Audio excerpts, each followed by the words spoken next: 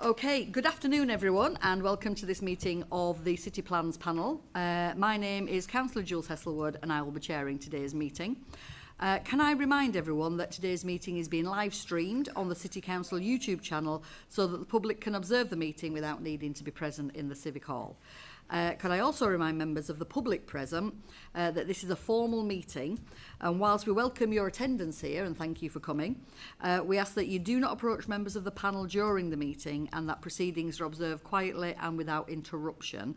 If this is not adhered to, you may be asked to leave and the meeting will be suspended while this is facilitated. City Plans panel deals with applications from the city centre as well as the largest and most significant applications the council receive.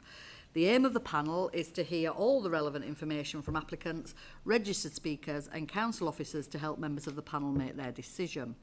Could I now invite members and officers to introduce themselves and mute your microphone once you have introduced yourself. And if we can start from my left, please, Daljit. Good afternoon, everyone. I'm Daljit Singh. I lead the Central Area Planning team. Good afternoon, Jess Ashton, Principal Planner in the Central team. Good afternoon, I'm Lisa Brannan, Principal Engineer, Highways.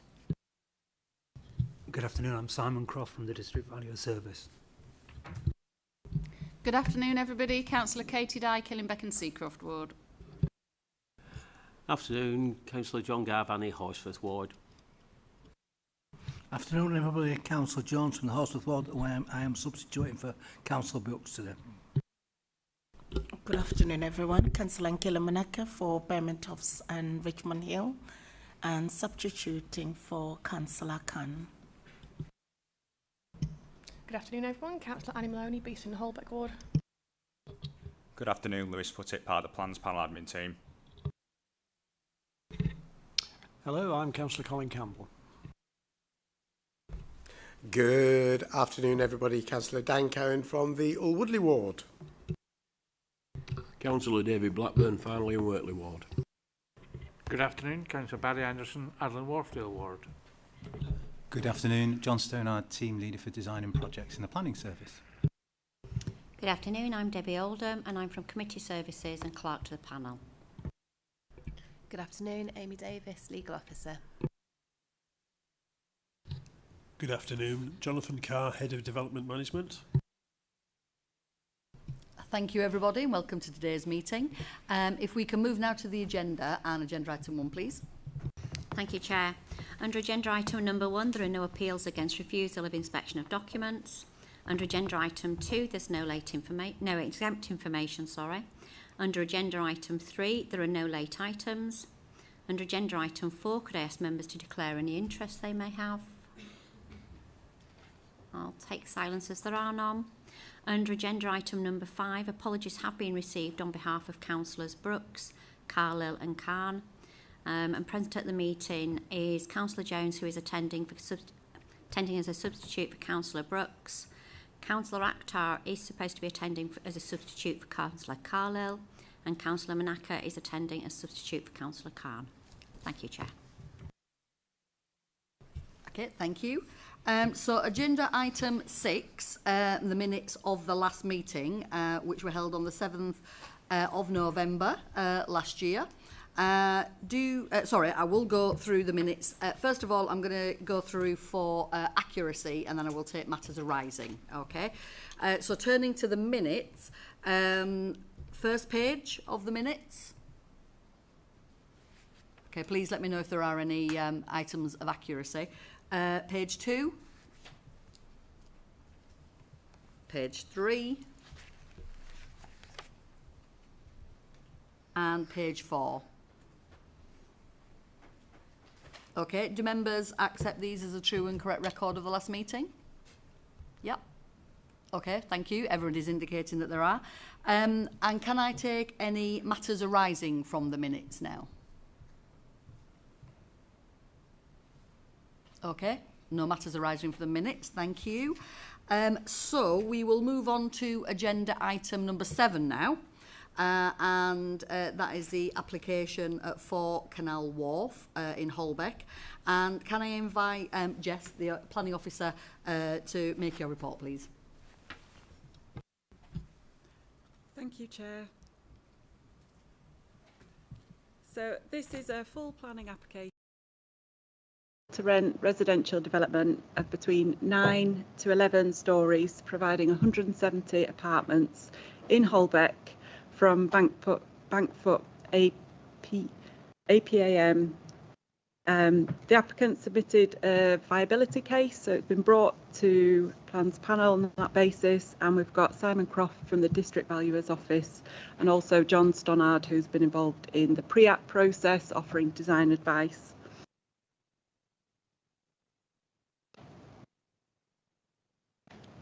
So it's a 1/4 of a hectare site with a north-south orientation. We're in the city centre boundary, not in a conservation area, but the boundary of the Canal Wharf conservation area runs along Canal Wharf just to the north of the site. Over to the west is the Holbeck conservation area. Obviously here in Holbeck there's a wealth of heritage assets and listed buildings associated with the industrial heritage around the canal and the rail. So there are cranes, bridges, lockkeepers' cottages, a river lock and graving docks, and then the former Leeds Liverpool Canal Company warehouse to the northeast of the site, which is Grade 2-star listed and is now the Water Lane Boathouse.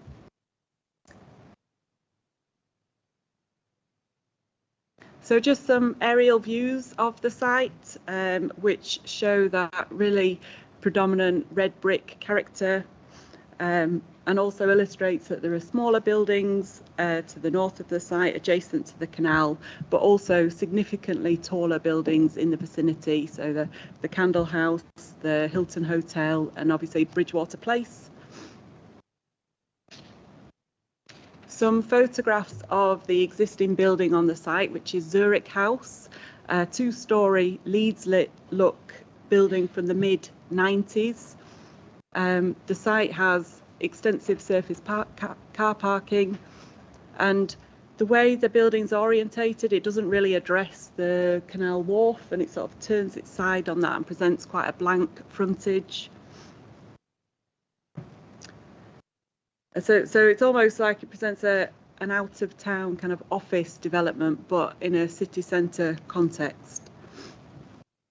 And then because of the long, thin nature of the site, the development has to address 2 different streets. So Canal Wharf, which is much narrower with smaller scale buildings and a higher sort of density of development, and then Water Lane, which is a much wider street, and the development has to address those 2 different contexts. And the approach taken is through 2 interlocking masses, or 2 buildings which interlock. So the 11-storey element is to the south of the site, addressing Water Lane, which is again a much wider, more open street. And then the building steps down to 9 stories, where it's closer to the canal and the listed buildings and heritage. And then there's a 10-storey element which is set in and set back.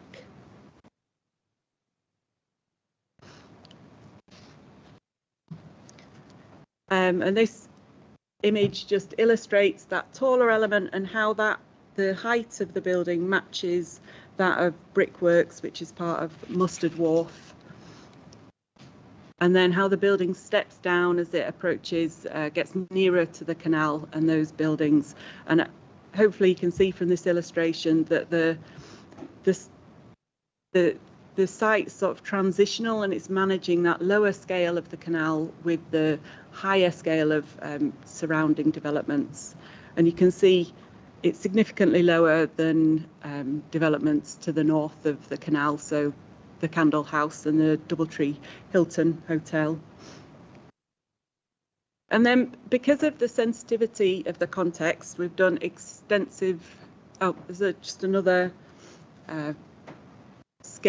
image that illustrates the scale with Mustard Wharf and also along the front. And so, yeah, because of the sensitivity of the townscape, we've done extensive view testing. So this illustrates the building as viewed from the canal.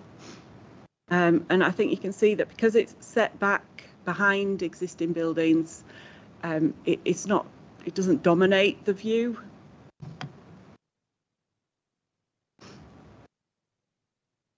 And as you look at the site from the west, it's actually very effectively screened by existing buildings, and it's quite difficult to make out over the tops of those buildings. And just another similar illustration.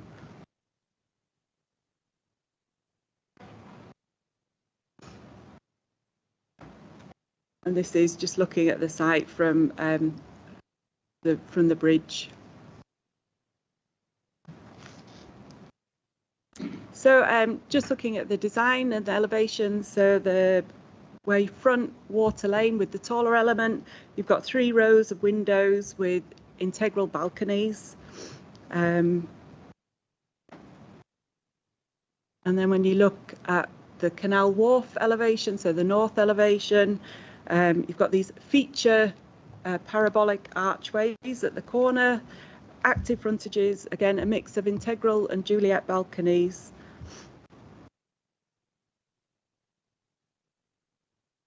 From the west, there is an existing level change across the site, so the north element is higher than the southern element, so there are existing steps.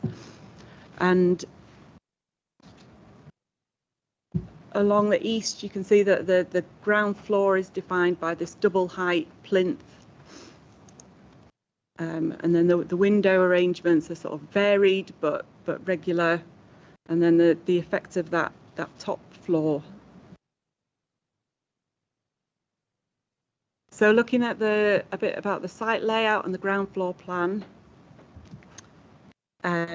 You've got the main entrance in the northeastern corner of the site with this sort of double-storey arch that's framed.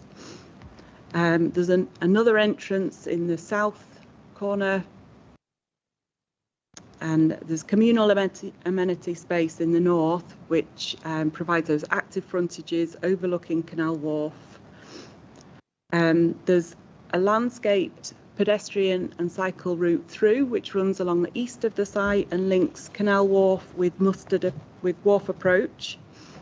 And then there's another pedestrian route through along the western boundary. And there's some disabled car parking spaces and a car club space provided over on the west.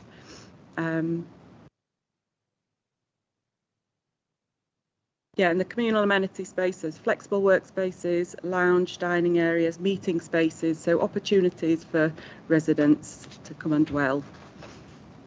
And then there's residential accommodation at ground floor level, and also some plant and cycle parking. So the development is a mix of 1, 2 and 3 bed apartments. And then on the roof, there are photovoltaics, but also an accessible roof garden, and a green roof and a balcony.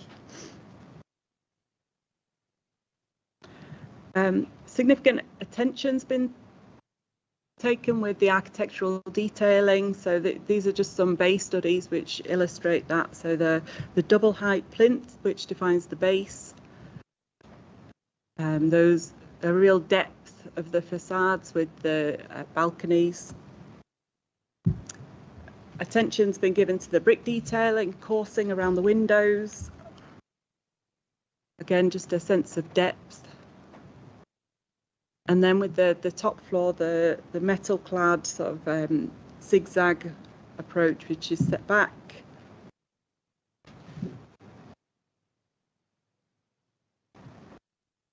And then on the southern facade, that repeating kind of zigzag feature and the integrated balconies. And here's just an image of the double-storey entrance framed by the parabolic arch. And next to that, the new pedestrian and cycle route through to the south. And on the west of the site, there's again a repeat of the arches which leads through to that pedestrian route south.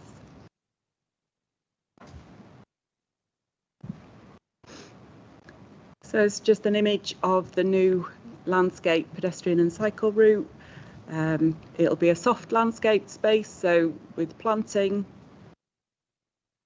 and good quality hard surface materials, and then integrated play, sort of discreetly and attractively located throughout it. In terms of the undercroft, this is a generous height space which is well lit, overlooked, and has good onward visibility. Just a couple more images that illustrate that.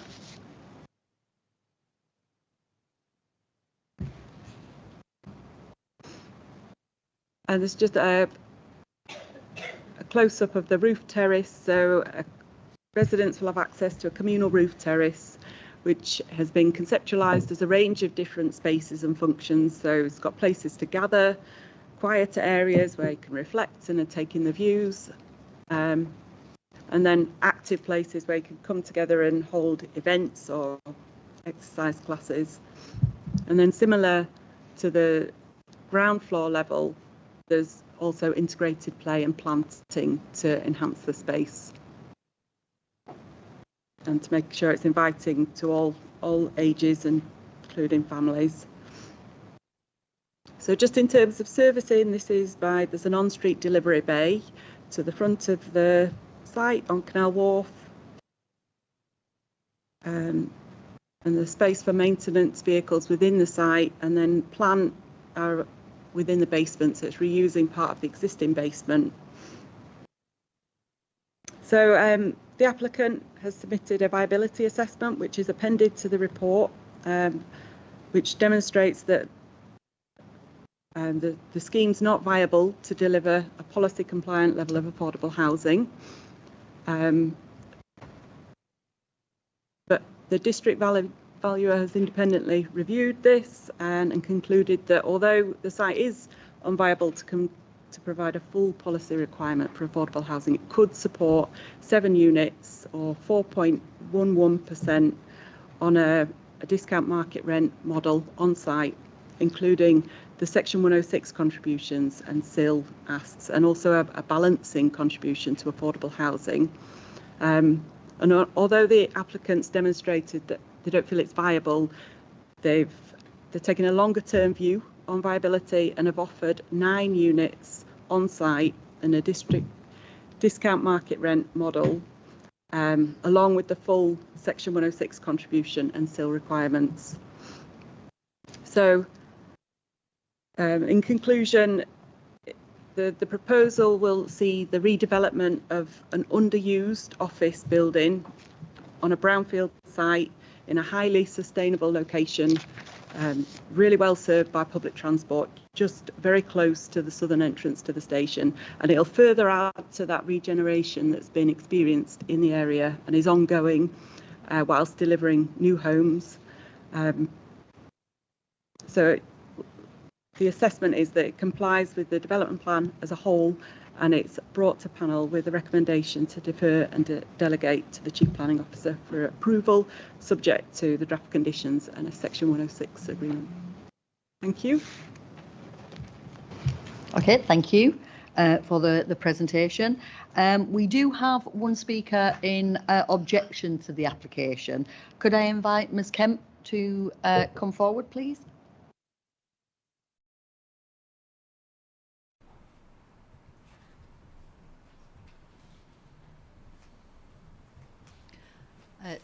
So once you're ready, you do have 4 minutes to make your presentation to the panel. If you just let us know when you're ready, your microphone can be switched on.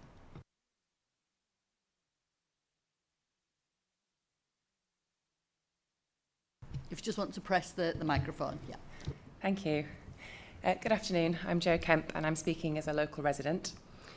Firstly, I just want to point out the description of this development is quite misleading. It says that it's it would actually be 9 to 11 stories, and the description says 8 to 10.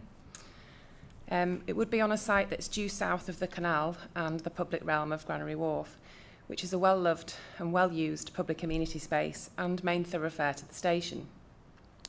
A building of the height, scale and mass proposed, located immediately to the south, would undoubtedly overshadow this area, with large parts of the canal and Granary Wharf being cast into shadow for much of the day.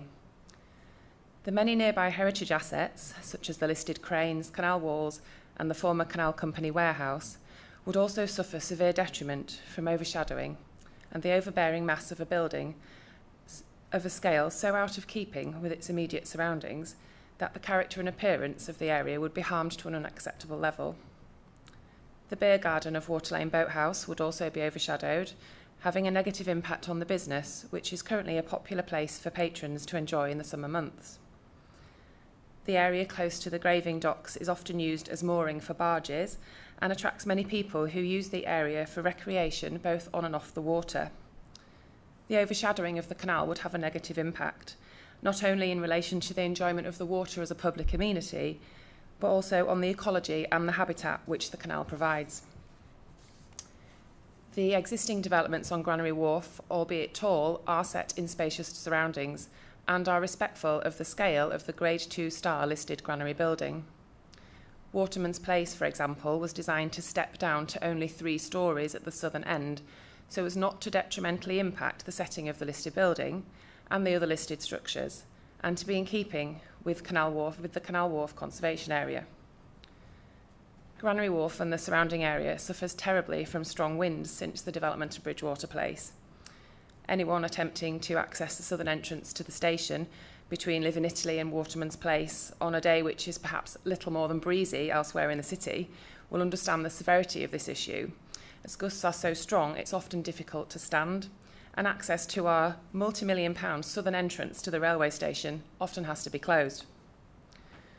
This area is well used as a main route into the station, as well as outdoor seating for the many bars and restaurants. Yet the submitted wind microclimate study does not appear to take this into account. The entire area will surely be severely affected by a further increase in wind strength which would occur from the development of another tall building. This development would set a worrying precedent, as more tall buildings along Canal Wharf will completely change the character and appearance of this much-loved space for the worse. Granary Wharf is open, spacious and sunny, with views and vistas along the river and canal and around the station. It is not Mustard Wharf, with its tightly packed tall buildings, and more tall buildings in the area would only further exacerbate the existing wind issues, causing not only a detrimental impact on amenity and the businesses, but a real danger to life. Finally, Granary Wharf is widely thought of as an extremely successful mixed-use development and is one of the most pleasant and popular public realms in the city for residents and visitors alike. It is home to many successful independent businesses and hundreds of residents, and I would urge members to please consider protecting this much-loved and well-used space with its associated heritage assets and not allow it to become windy, shady and unpleasant. Thank you. Okay, thank you. If you just want to stay there, that'd be great, thank you. Do members have questions for the speaker? No? Okay, well, thank you, Ms Kemp. We do also have a speaker on behalf of the applicant, and can I invite Mr Drage? Sorry, I hope my pronunciation is correct, sorry. To make your presentation, please. You have 4 minutes.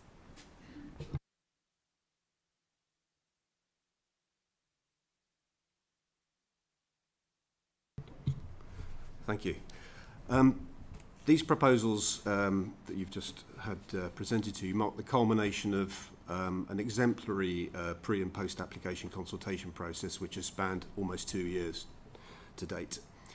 It involved 3 formal pre-application consultations, the submission of 5 separate design packs, 3 meetings with Leeds City Council planning and design officers, 1 workshop with design officers and a civic trust presentation. Now, the principle of the development was established in the early pre-app, and at that point I think it's true to say that Leeds City Council officers also agreed with the team's site analysis and their aspirations for the architectural language, compositional principles, materials choices and details for the building, all of which were drawn from the rich heritage of the site's historic setting. However, there were concerns regarding the scale of the initial proposals. And Leeds City Council's officers recommended that visual impact assessments should be carried out as the design develops. And they identified 15 key viewpoints that were to be taken into consideration as design progressed. The evolution of the design therefore went hand in hand with the process of establishing an appropriate scale and massing for the site in the context of the emerging Holbeck Master Plan and the nearby heritage assets and conservation areas.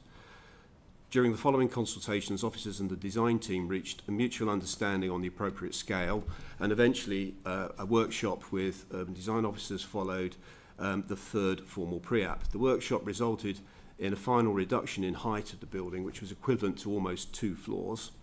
And the agreement was that the buildings should match the heights of the adjacent Mustard Wharf buildings. This therefore would form an even backdrop to the lower buildings on the southern side of the canal. Throughout the design process, we used rule of thumb methods to assess daylight and sunlight to ensure that the buildings wouldn't have a detrimental impact either on existing buildings and residents or external spaces. And in the final stages of the design, these are then reinforced by third-party technical studies that were submitted as part of the application. During the course of the consultation, planning officers also requested a transient overshadowing study, and that was submitted. And this demonstrated that external spaces around the building, and in particular the boathouse pub, the seating area that was discussed earlier, will continue to receive daylight that complies with building research establishment guidelines, and that the proposals would have no impact at all on sunlight during the summer months. Further microclimatic studies included a wind assessment, and 3 receptor locations were located within the boathouse external seating area. The study demonstrated that that the seating area was what the British Standard referred to as suitable for frequent summer sitting, and that the wind study then proved that that would remain unchanged as a consequence of the new development. There are also a number of post-application comments from urban design, landscape, nature and highways teams which were taken on board, and I have to say the views of the underpass didn't include the updates which were agreed with and part of the application as far as some of the minor design changes that were made. And I think we got to a position with the conservation and urban design comments that are in the report that they fully support the application in its current form. Okay, thank you. Do members have questions for the speaker? Oh, Councillor Gavani. Thank you, Chair. I'm slightly confused by what's in the report regarding heating provision in the flats. It talks about eventually linking up to the pipes, Leeds pipes, but also mentions electric heating. Could you just elaborate around that, please? I think Leeds Pipes have confirmed that their heat network won't get to the site during the sort of period that this would be constructed and in operation. So the scheme that that's been presented today has a renewable strategy that involves PV panels and MVHR heat recovery. It's an all-electric system. There's no gas within the building, so it is effectively self-contained in terms of its energy provision.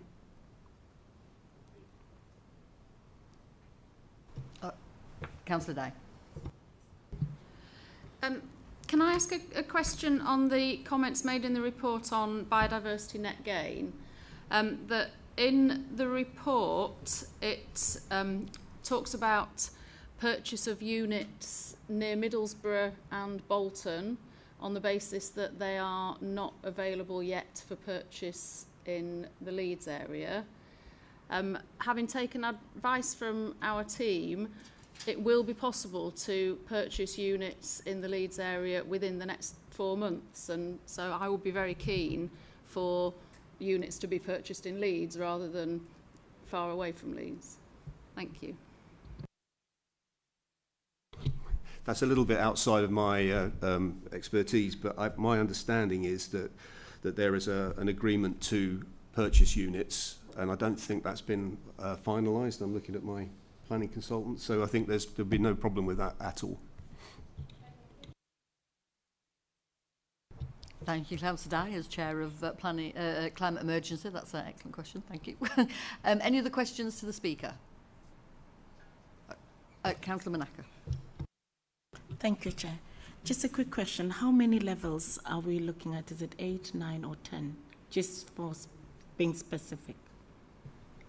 I think the description of the development says ground plus 8, 9 and 10. So it's an 11-storey, 10-storey, 9-storey building overall. I think when we come on to questions for officers, if you want to ask that question again, we can go through that. Yeah, no, yeah, we can go through that, yeah. Sorry, any further questions for the Speaker? No, okay. Oh, sorry, Councillor Gavani again, sorry. Thanks. I think it says there's 5 car parking spaces available, of which one is a car club and the others are disabled.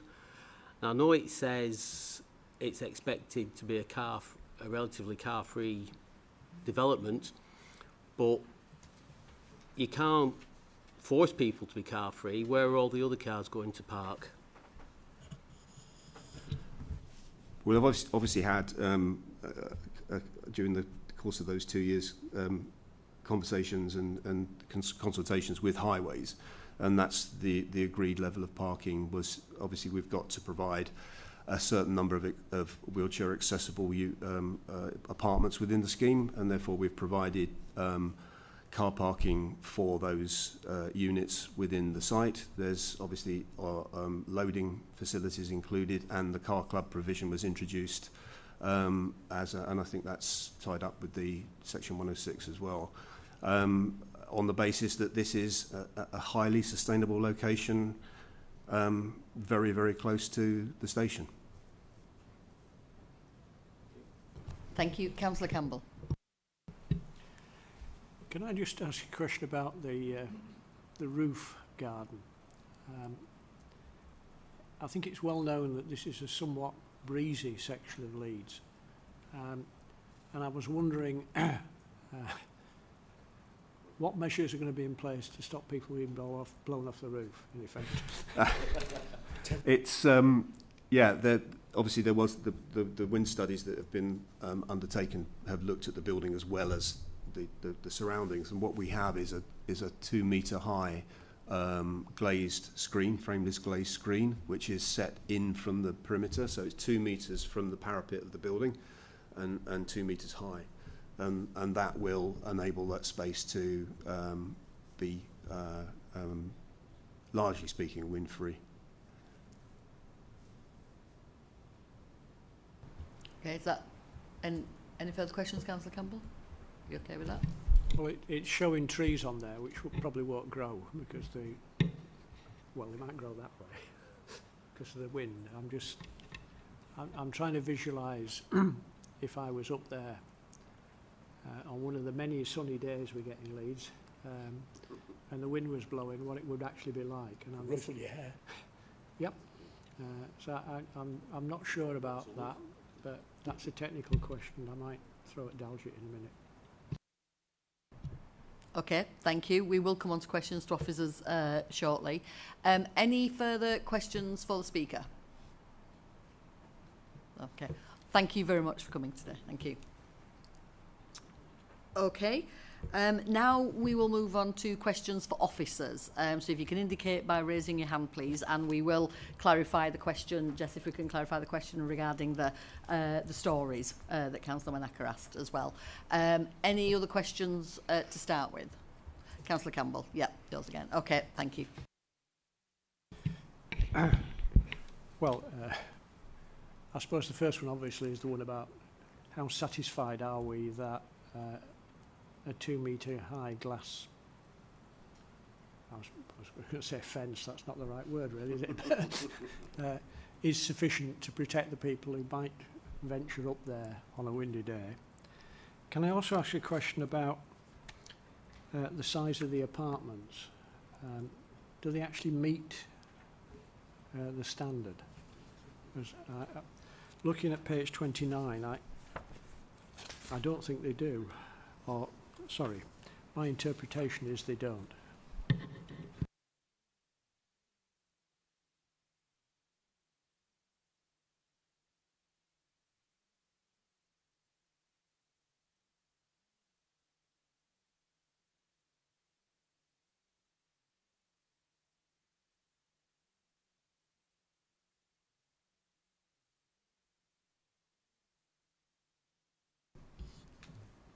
Okay, thank you. So just to talk to the question around wind and comfort levels on the roof terrace.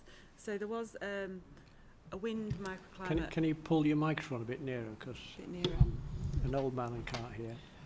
Thank you. So there was a wind microclimate assessment submitted with the application, and it's been peer reviewed by consultants, so Toba Mori, and that found that the conditions around the site, and including the roof terrace, were comfortable for the uses that they were intended. And then in terms of the size of the units, yeah, they do meet the minimum space standards set out in H9, and there's a table at paragraph 83 which shows the proposed apartment sizes against the minimum floor areas required by H9, and they comply across all the unit types.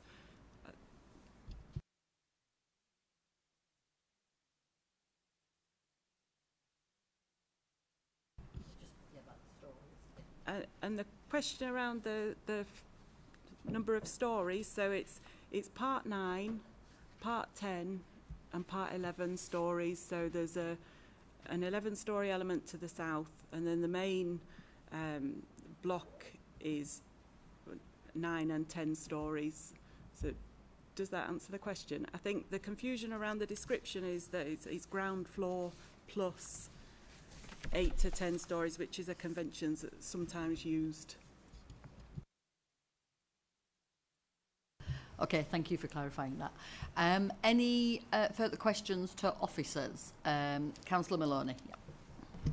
Just to stick with the floors then, just so I've got it. So that front bit where the shadow comes across is where the business, you've got the Boathouse pub just at the bottom. So that'll be the shadow that moves round, is on the shorter of the two sections.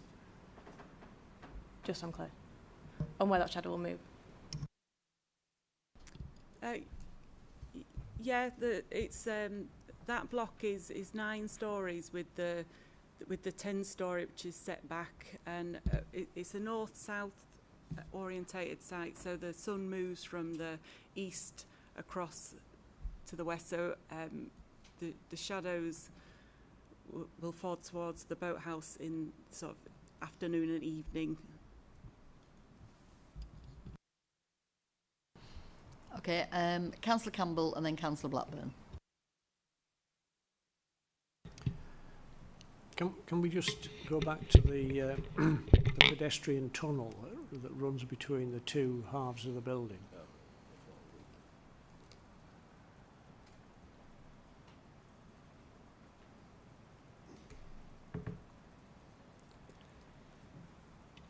I suppose the obvious well, there's two obvious questions. Number one, I noticed that at the other side of the building there's big play made of the parabolic arch, so I wonder why we didn't include it here. But in previous applications where we've had something like this, we've looked for much more height to make it a more inviting and a more pleasant atmosphere. I don't get the feeling looking at that on a dark night in February it will be a particularly inviting route for you to walk through from Holbeck through towards the railway station. So I need some better understanding of exactly what that will look like and how it will provide a safe environment for anybody using it.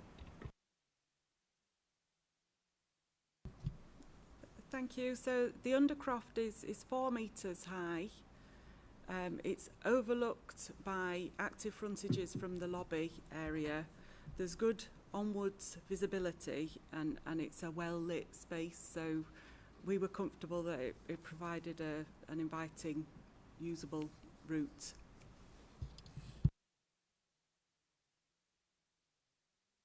Okay. Okay, Councillor Blackburn. Just a quickie. When we were out on site this morning, you said you were going to show us that bit, and I am assuming that's what we're looking at, but I'm not certain. You were going to show us the bit where you come down some steps and then go back up some steps, and how they were going to deal with that, where we're talking about on site. And I don't actually know which bit this refers to on your plans, so can you show us it, please? Yeah, thank you. So this is the pedestrian route that runs along the west of the site, which is an existing route, and because of the relationship with the adjacent site, there's an existing level that the development needs to tie into. I don't have a sort of an elevation drawing of that section. There's the west elevation where you can see it, but it doesn't really bring it to life. But because of the existing steps, this yeah, I probably haven't got a good illustration, but it ties into the existing steps, so there is a stepped access, and the response is that a fully accessible route has been provided that runs to the east of the site.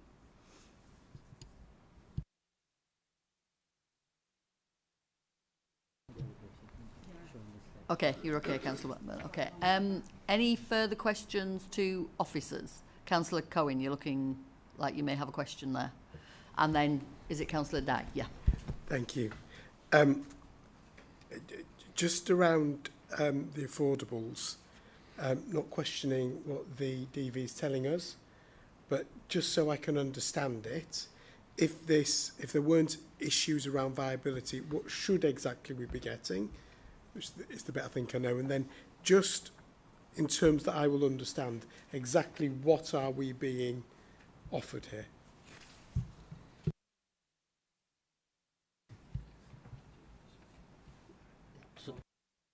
Yeah, happy for others to come in, but if there wasn't a viability case, we would be getting 20% of the total units at discount market rent, and that would equate to 34.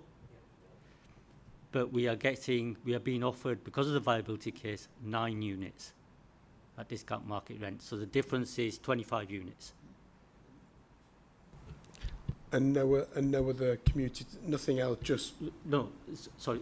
All the other Section 106 obligations, asks that we've asked for, are being met. So the transport contributions, the highway works, the SIL, our normal SIL contribution, all those contributions are being met in full. That's right. I was just double checking that there wasn't something else that I was missing. I had understood that. Okay, thank you. Okay, thank you, Councillor Cohen. Councillor Dye.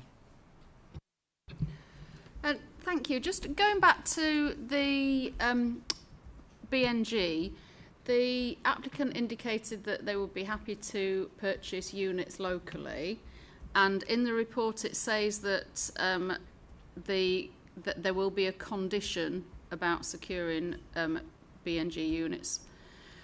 Is it possible to put in that condition that they are used locally? I'm happy to take that away. Obviously, at the time when we made the consultations, we were at a different process. I understand that we're now getting very close as Leeds to set up our own habitat bank, and I'm sure that won't be a problem. It's the requirement is covered by separate legislation. So if we didn't have a local habitat bank, they would have had to go somewhere else, and we would have had to accept that. But I think I totally understand the point that's been made, and we can negotiate that post the panel meeting. Okay, thank you. Sorry, Jess. just wanted to add, so we did follow it up with the nature team, and I think we've been copied into a similar email trail.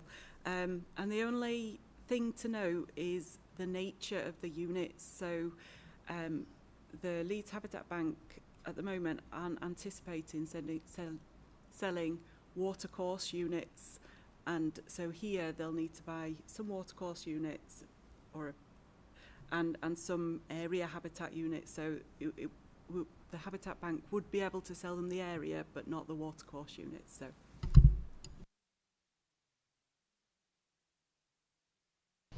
That's great, thank you for that question. Any further questions to... Oh, right, I've got two hands. Councillor Manaka and then Councillor Campbell. Okay.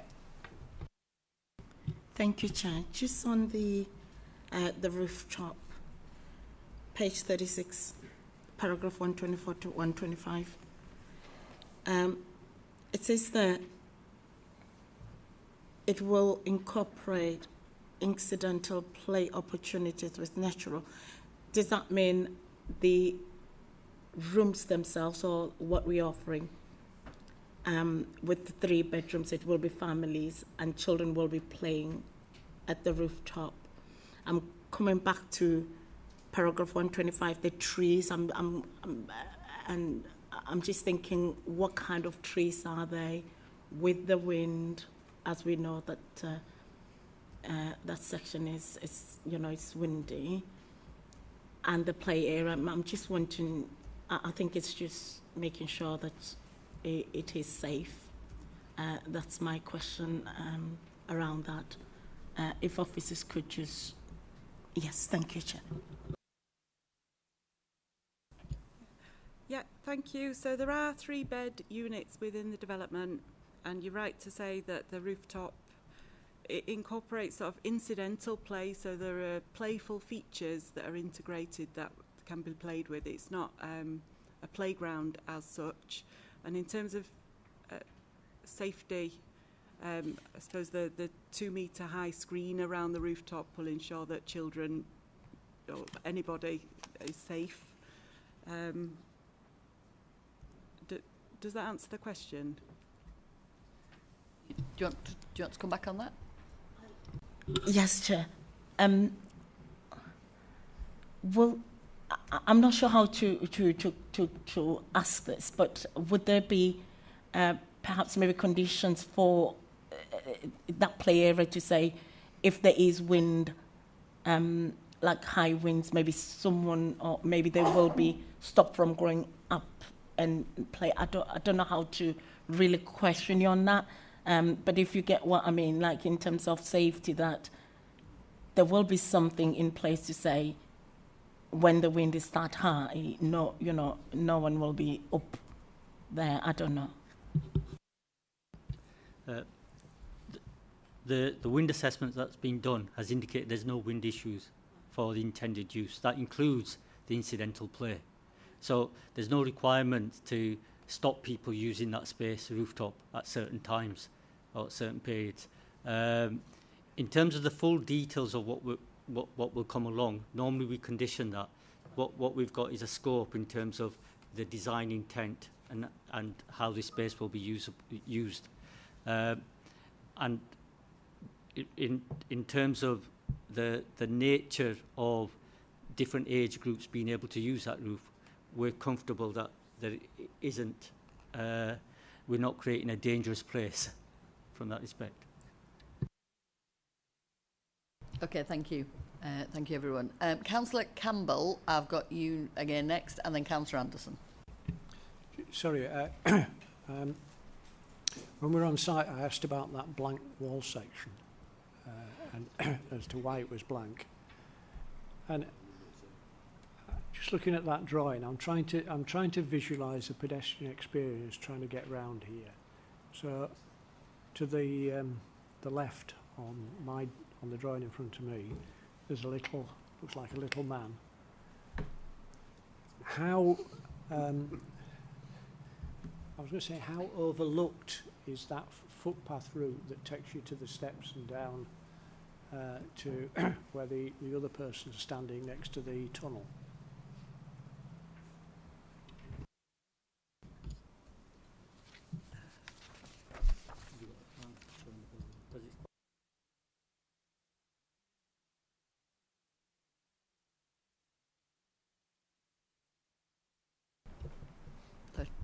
just bear with us while we get the right graphic.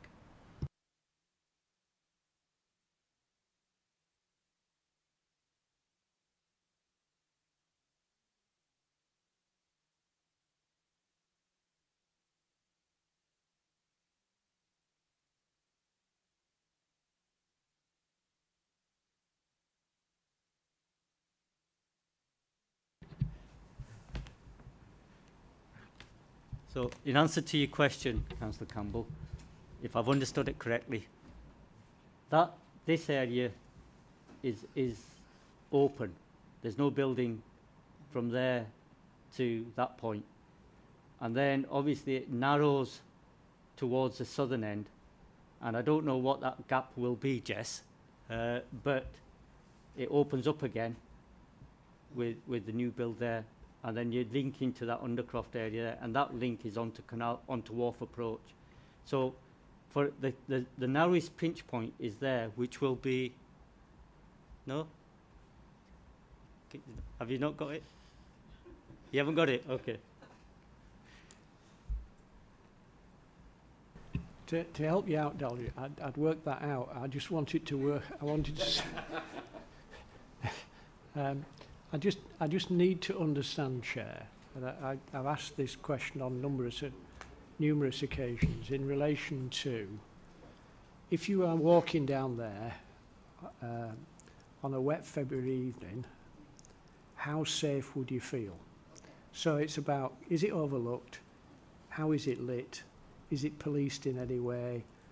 There does seem, as you say, there seems to be a strange, it's very fuzzy from where we're sitting, but there does seem to be a block that sticks out.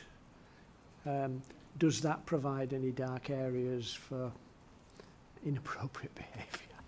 I think, yeah, and we've had these conversations about, you know, when we are designing spaces, making sure that they are safe, and they are, you know, we talk about women's safety, and we have had those conversations. So I appreciate you haven't got the measurements, but if you could talk us through the lighting and what is at either side, and if it is overlooked by windows, so people will, you know, see what you know, people walking past, so, you know, for kind of security, that would help. Yeah.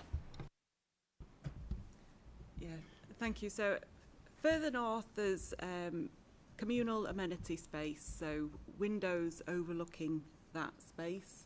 And then as you move down, there's residential accommodation which overlooks that space.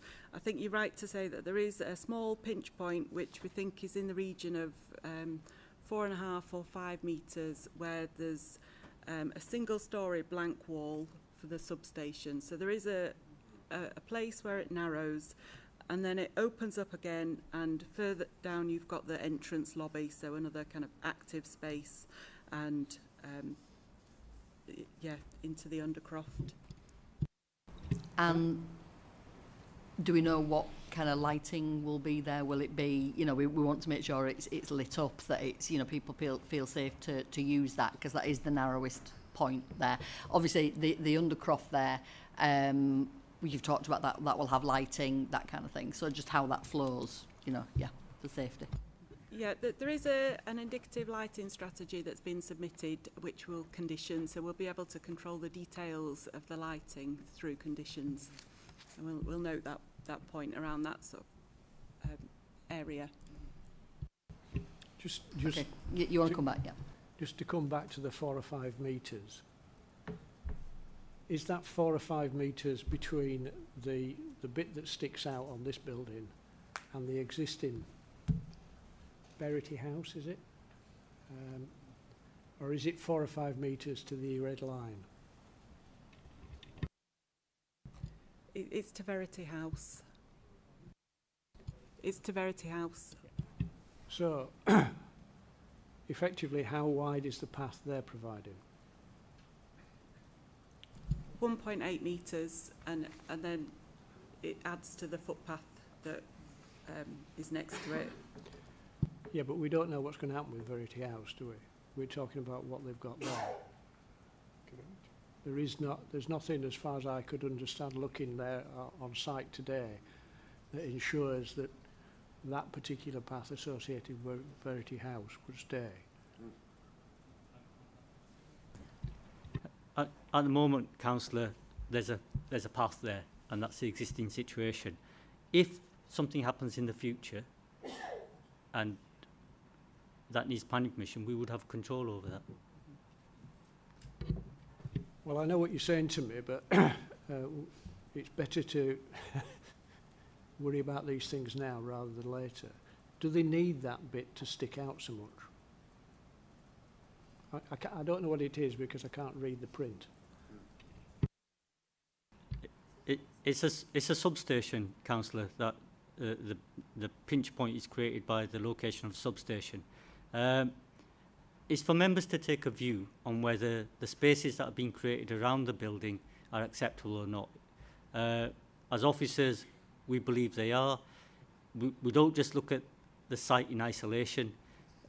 We have to accept that this site works with the adjacent land as well. And we think in the round it's acceptable, but members can take their own view on that.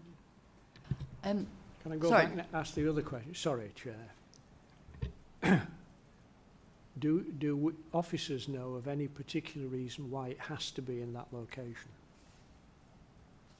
The substation. There could be a reason to do with a grid, I don't know.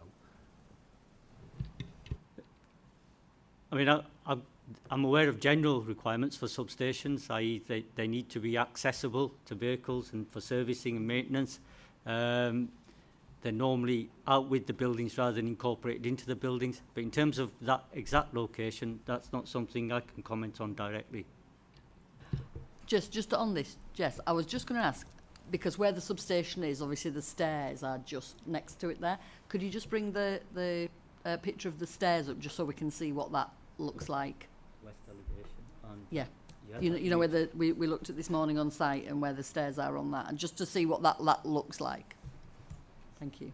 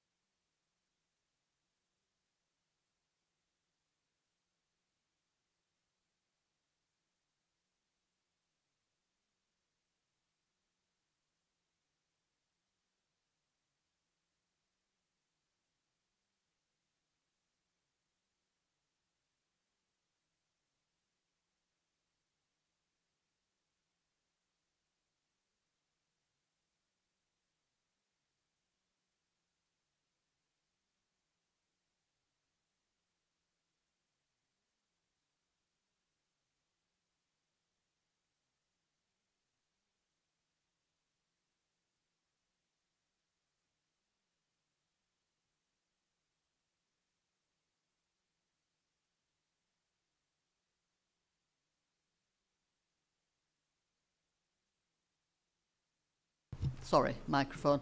So those stairs, that's coming down from that path. I just wondered if that helped at all with how that looks there. So the substation, I'm guessing the substation will be just at the top of those stairs. Am I right in thinking?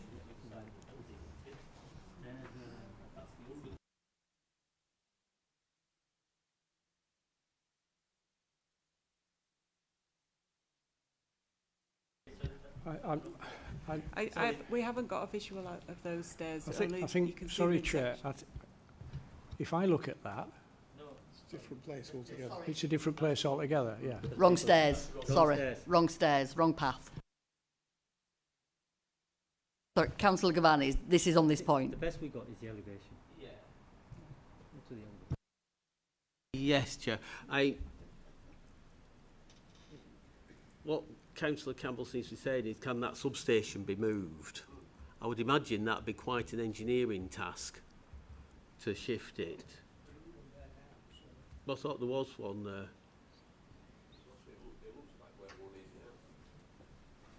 So is there a substation there currently? I think is the first question. But there was an image which showed the building on that side, and it showed that one, I think, is it, and it shows its glass frontage. So there's ambient light from that glass frontage. Is that where the residents' gym is? which do tend to generate a lot of light. So that path seems to me to be quite open. Yeah, thank you. We'll get the details, yeah. Yeah, but we need that detail, yeah.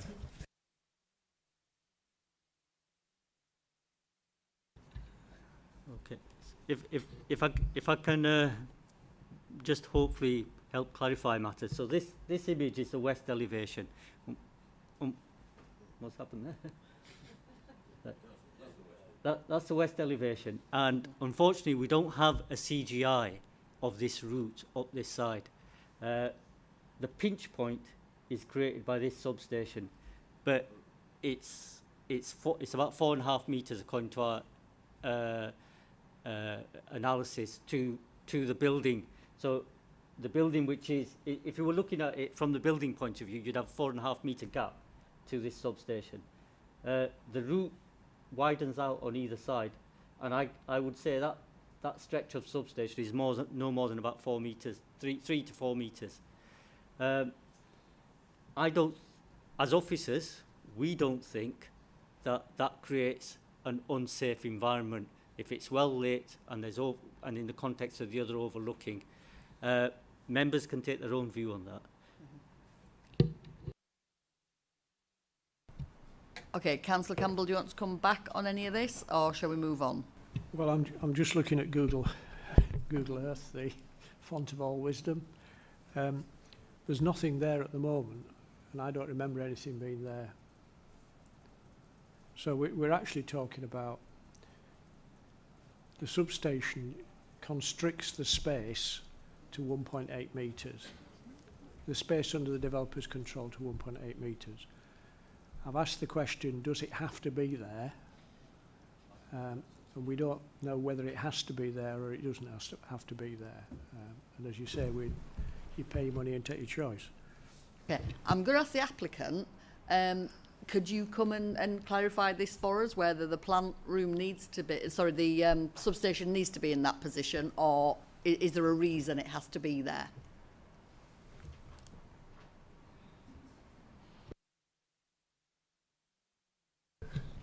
Hi. It's an interesting boundary because the site between Verity House and the existing Zurich House is a shared surface, so the car park is partly in each demise, and that staircase, those steps that we're talking about, are there at the moment. And because that's an existing route, what we agreed to do was to retain that route and provide another accessible route. So there's a wheelchair compliant, fully accessible route on the western side of the building. Now, at the moment, we've widened the gap between Verity House and the new building on Zurich House, because if you recall from on site, the buildings are close to either side of that staircase. What we've left at ground floor level is a single-storey substation, which is at the lower level. So there is a wall which is a couple of metres tall, running alongside the steps, and the substation is accessed from the lower level. If you remember, there's a level change from an upper to lower plateau, so that reduces the height of the substation relative to the steps. So the sense of the width of that space is a much wider offset between the two buildings, but locally to the steps, there's a wall alongside the steps as you come down. You're overlooked by 90 flats, so it's got great eyes on the street. There will be safe lighting for fully accessible for pedestrian use, and Thank it's you. publicly accessible. But can we ask, is the substation there at the moment? No. No. So that's so it's a new. We need a new. There is a substation on the entrance to the site, but we need a new substation to provide for the increased electrical loads on and that has to be to some extent accessible from the highway for replacement of the gear that's inside the substation. So can that substation be moved to another location on the site? It's possible to look at slight alternatives, but that's the optimum location in relation to the access to the public highway.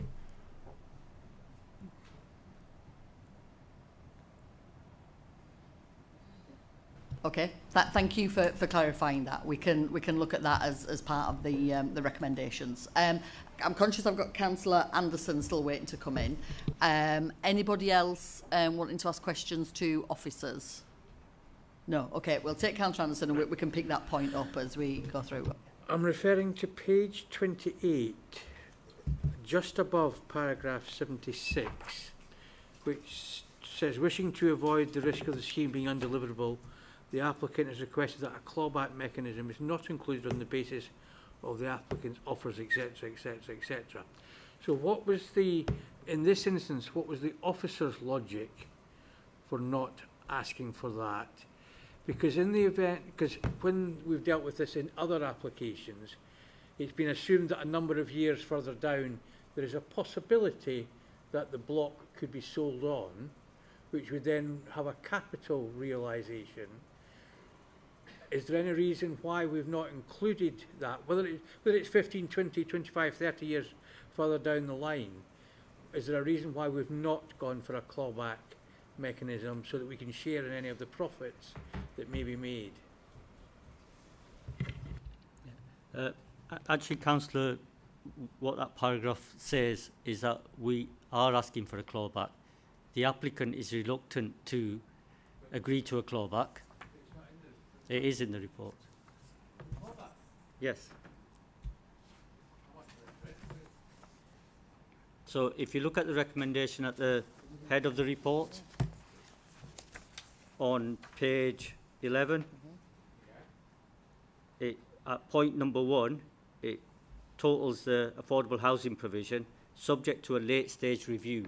The late stage review is another way of saying clawback, looking at clawback. It's always been, in the other application, it's always been explicitly said that there would be that after certain there would be a revision made at certain time intervals, and then that once you reach potential sale levels, when everything has been paid back, the capital, you look at the capital gains. Because if you look at the number of flats here and what the price of them might be in 15, 20 years' time, are you sure you've got enough in there?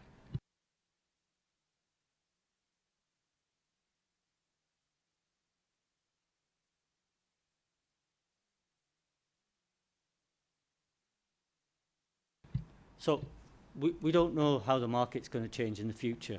What we do know, and Simon's here, is that the viability assessments that we've done is time specific. It's limited to around this time. And this development is likely to take longer than the particular factors and inputs that were put into the viability assessment at this stage staying the same, as it were. You know, those factors and inputs may well be subject to change as in the future. So what we'll be asking for is that the viability is redone at a stage when some of the factors are more certain, because the development will be close to being completed. So we know what the construction costs have been. We know what some of the factors have been in terms of the calculation, and that's what we're recommending to members, that we have that provision in the legal agreement.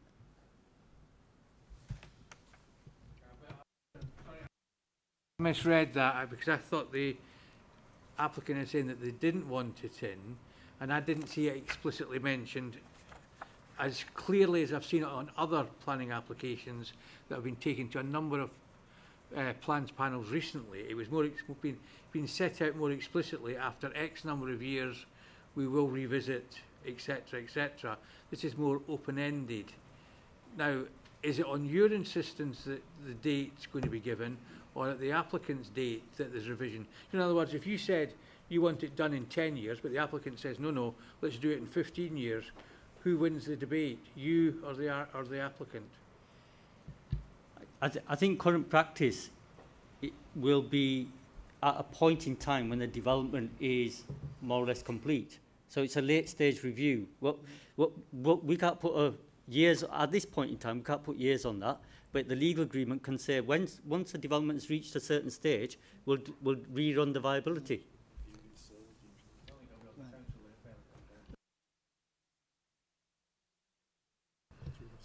Okay. Jonathan just said it's usually in the amount of units that are sold or occupied, you know, at a stage. But we can we can look at that as part of the yeah. Yeah. Yeah. Okay. Right. Well, again that's something else that we can look at as part of the recommendation. Okay. Councillor Gavani. Yeah, it's actually on the same point. I think I know the precedents that Councillor Anderson's referring to, and that was the Wheatwood Police Station change, where it was explicit in the report. I think we need that information explicitly in the report to help make our decisions with. So if future reports can include that explicitly, it would be very helpful. Yeah. Yeah. Okay. That's noted. Yeah. Yeah. In future, we want that in the report. A standard across all reports. Yeah. Yeah. Okay. Any more questions for officers? No. Okay. In that case, I'll move on to comments. Again, if you can raise your hand if you've got comments. Anyone got any comments that they want to make on the application? Councillor Cohen. Thank you, Chair. Well, I'll be quite honest. I really like this. Might be in a minority of one, but I think it's is it perfect? What is? But I think what's there is certainly subpar. I notice it's referred to as being in the Leeds style. I don't think that's the Leeds style. I think we're better than that. I think this is former Leeds style. The former Leeds style. Former. I think this is a good development. I have to say I like the notion that it's going to bring resident, non-student as well, residents into the city centre. It will add to the vibrancy of the area. I am a little dubious as to how well the rooftop garden will be used, but equally there are quite a number of rooftop bars around the city that manage to do quite well. So you know, I'm certainly persuadable that being at height, not that I know much about that, is not such a problem. But I think it's a good development in a good location. It's sustainable, it's sensible, and I will be supporting it. Thank you, Chair. Okay, thank you, Councillor Cohen. I like the design too. Yeah, I do. Any further comments on the application? Councillor Campbell. Well, like Dan, I think that the building that's there at the moment is of its time. And as I said on more than one occasion, its time has passed. And so if you said to me, is there a principal reason for saying no, i.e. can we knock the building that's there down and replace it with something else? Fine, that's not an issue in my opinion. I do, unlike you, I don't find the CGIs we've been given to be particularly inspirational, if I'm honest. Now that could just be because what they are.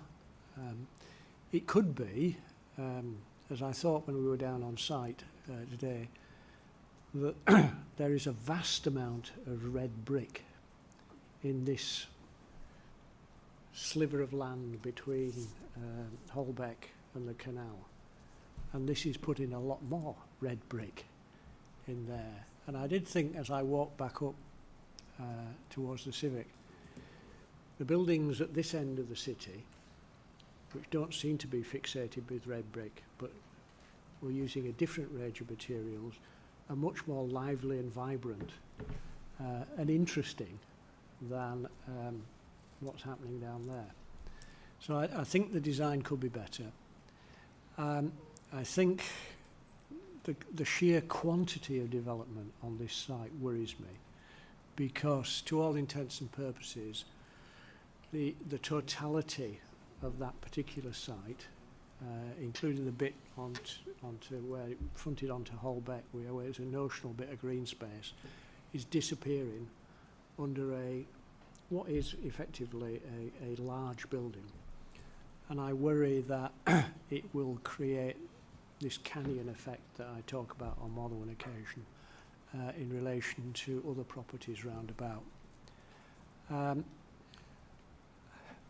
I then also would say I appreciate what the district valuer says about affordability or viability. And I appreciate that the district valuer has to value to a set of criteria. And it may well be that to that criteria, this is unviable. Well, no, that's not strictly true, is it? This becomes viable to the builder and the developer if we give them a subsidy. And the subsidy that they're asking us to give them is 15, 16 affordable units. And I think if there was a different model, so if it was built to sell, for example, there wouldn't be an issue. It would be notionally viable. And that's, the viability is related to the end cost of the building. So after the 22-year period, when notionally they're paying off the build costs, what's its value after that? And that's the issue that relates to how you assess viability, and unfortunately we don't assess that. So it seems to me that if we're going to have this amount of development on what is not a large site, I cannot believe it's not affordable. So for a variety of reasons, and it's not on the principle, for a variety of reasons at the moment I cannot support this. Okay, thank you, Councillor Campbell. Any other comments before we move on to summing up? Councillor Cohen, you want to come back in? Just to help move things along, I am prepared to move to in terms of the officer recommendations. Okay, thank you, Councillor Cohen. We just want to, I just want to ask, well, if officers want to clarify anything further, I don't think we're okay. And just ask, before we do that, I'm just going to ask Aldrich to sum up, because we've got the substation issue that we've discussed and also the clawback. So I just want to ask Aldrich to deal with that, and then we can move to the recommendation. Thank you. Okay, thank you, Chair. I think during the questions part of the debate, there were a number of questions raised on generally detailed aspects of the scheme. There was the proposed substation, whether that need to be there or not, and the impact that was having on the walking route to the west. There was questions about the apartment sizes, about the wind impact, about the nature of the use on the rooftop, some clarification about the viability assessment and whether we as a council were seeking a late stage review clawback or not. I think those questions were addressed and clarified, and it's for members to take a view on those answers. In terms of the comments, we've had two members who have offered comments with very different views.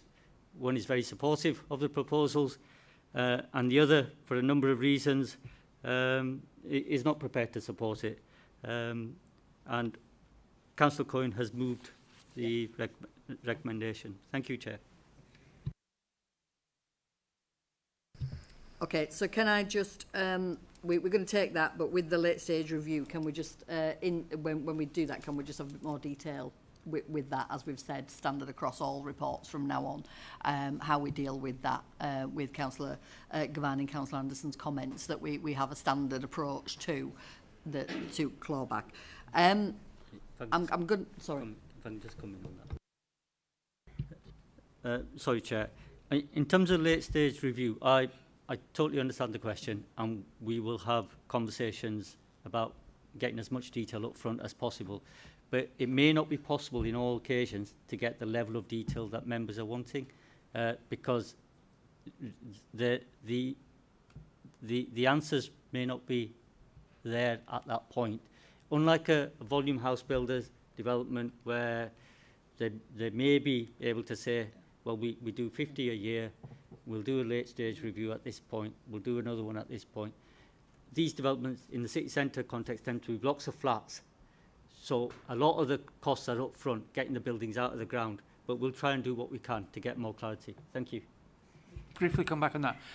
As well as a number of other things that plans have been asking for recently, I think maybe we need clarity in our overall policy for this type of development, so it's clearly set out in that what we would expect developers to do. And one of the things we would expect them to do is to set this out for us. Let's have their proposals, and so that when we get it before here, we know it's policy compliant. Because, again, referring back to the Lonswood one, the council's policy only really looks at the city centre. It hadn't a clue what to do in relation to the outer area. So we need to go back to Development Plans Panel, ask them to look at the policy, and that's something I think could be put in to that revision of that policy to get firmed up. And I'm happy to support Councillor Cohen, but that's my only concern. It's just getting firmness of it, that was all. I am going to just ask Councillor Gavani is indicating, because he's chair of development plans, and then I am moving to the recommendation. Okay. Thanks, Chair. I totally agree with you on that, Councillor Anderson. Myself and the chair of this panel will raise that at Plans Panel Chairs meeting. And that's in about 10 days' time, 2 weeks' time, something like that. Something like that. We will raise it and look at what we can do on that. Yeah, definitely. We'll take that to Plans Panel Chairs. Councillor Manaka, I can see you indicating. Is it? I want to move to the recommendation because we've been trying to get to it. Are you seconding the recommendation? No, Chair. I just wanted to say, you know, when the summary was read, I don't think they have put the type of trees at the rooftop, because that's what I wanted to find out. The type of, you know, just. So we've not got that information at present, but there's it'll be dealt with by conditions. So in liaison with the landscape team, we can ensure there's an appropriate tree species on the roof terrace. That's great. Thank you, Councillor Manaka. Right. So the recommendation is on page 11. Councillor Cohen has already said that he will move that. Councillor Anderson, you are seconding that. So can we move to the recommendation then, please? Those in favour? Those against? Thank you. Those against? Thank you. And any abstentions? No. No. Okay, thank you, members, and thank you, officers. We will just take a quick 5-minute comfort break while officers switch over for the next application. So if we can just pause the live stream and we'll be back in 5 minutes, please.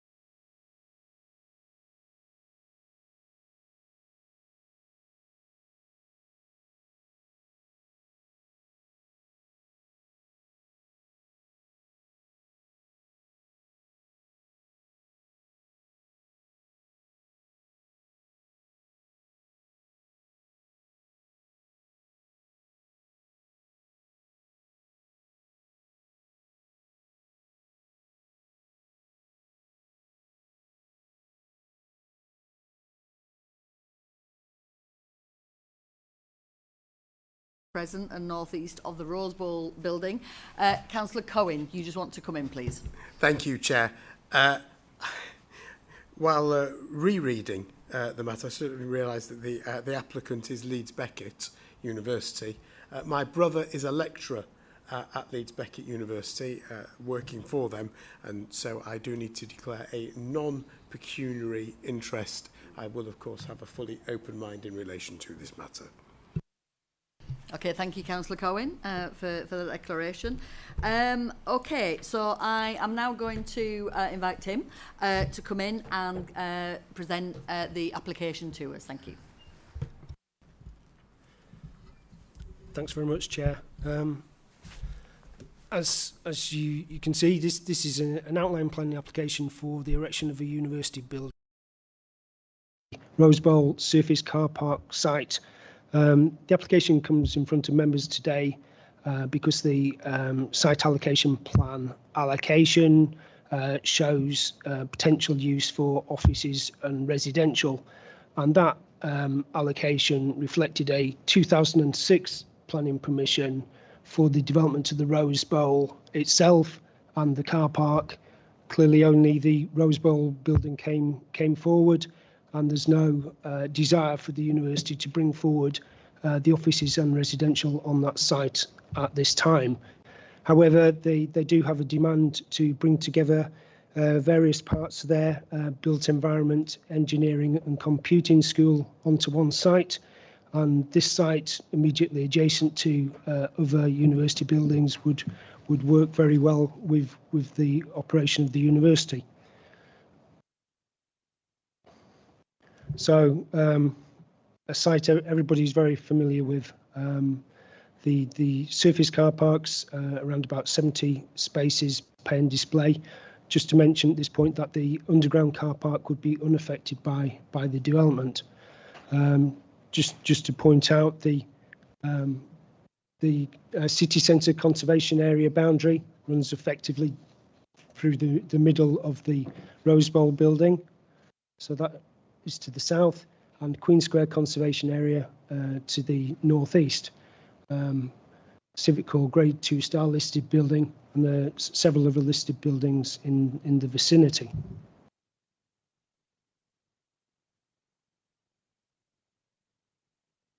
Some current day shots of the site. Now, if you forgive me, I'm just going to jump back 178 years in time to a plan which I've got. Apologies, apologies to everybody, but I've always been intrigued as to why Portland Crescent was called Portland Crescent, and it's essentially because Portland House was the property at the top end of the site, which at the time would have addressed Woodhouse Lane. It was actually a Georgian building, so by the time of this 1847 plan, it'd been there nearly 100 years, and it had a large garden which extended down towards the southwest, which into the site where the Civic Hall was built. Just mention at this point in time, Portland Way was called St James's Street, and I assume that was changed due to the fact it led to General Infirmary rather than to St James's Hospital, but that's just speculation on my part. So coming forward in town relatively quickly, an indication of what it was like on back Portland Crescent, and that was one of the streets, that really narrow streets backing onto Portland Crescent at that point in time. And I was hoping you might be able to see in the far distance on this diagram, you might be able to just about see, but this is a view which looks down towards the town hall, and it looks like it's in fog there, unfortunately. This would be a more familiar view to people. Portland Crescent hasn't moved very far. Clearly the buildings on the left-hand side of the image have disappeared to allow and make way for the Civic Hall. But on the right-hand side of the image, you can see the back of the O2 Academy. At that point in time, the Government Cinema. And then leading up towards the top of the view, towards Woodhouse Lane, this would be the position of the Rose Bowl, and these buildings, this terrace, effectively the site of the proposed development. The Civic Hall was built between 1930 and 1933, and so that involved demolition of quite a lot of the buildings, obviously, towards the southern end of that run of images that you've just seen. But Portland House was still in position at that point. The site to the south of it wasn't developed. I've just introduced this image because this is at the junction of Portland Crescent and Woodhouse Lane, looking towards the site. And this building was College of Commerce, which was actually one of the earliest colleges which ultimately amalgamated to form Leeds Polytechnic and Leeds Met, Leeds Beckett ultimately in time. So going back nearly 100 years, there was one of the university buildings on the site. So by 1942, Portland House had seen better days, and in 1948, the aerial image shows that it had been demolished. There's still a few remnant buildings along the edge of Portland Crescent, but again, the site itself hadn't actually been developed at any point. And so 1965, and this was a condition that the site was in for many years during the 20th century, extensive car parking, serving a purpose, I suppose, but detracting from its surrounding environment.